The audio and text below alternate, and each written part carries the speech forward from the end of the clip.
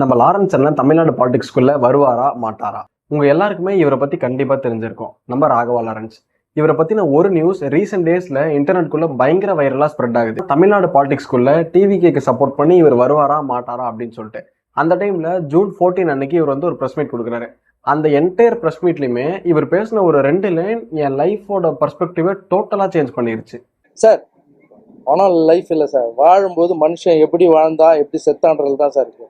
நான் சாகும்போது ஊரே அழும் சார். இந்த லைனை கேட்டதுக்கு அப்புறமா எனக்குள்ள பயங்கரமான ஒரு இன்ஸ்பிரேஷன், வாழ்ந்தா இவரை மாதிரி வாழணும் அப்படின்னு சொல்லிட்டு. இங்க கொஞ்சம் பேர் அவங்க சம்பாதிக்கிறத தனக்குன்னு மட்டும் வச்சுக்காம கஷ்டப்படுற நிறைய பேரை வாழ வச்சு அதுல ஒரு ஹாப்பினஸை பார்த்துட்டு இருக்காங்க. அந்த மாதிரி பர்சன்ஸ்ல தான் நம்மளோட ராகவா லாரன்ஸும் ஒருத்தர். அண்ட் இந்த மாதிரி இன்னும் நிறைய பேர் இருக்காங்க.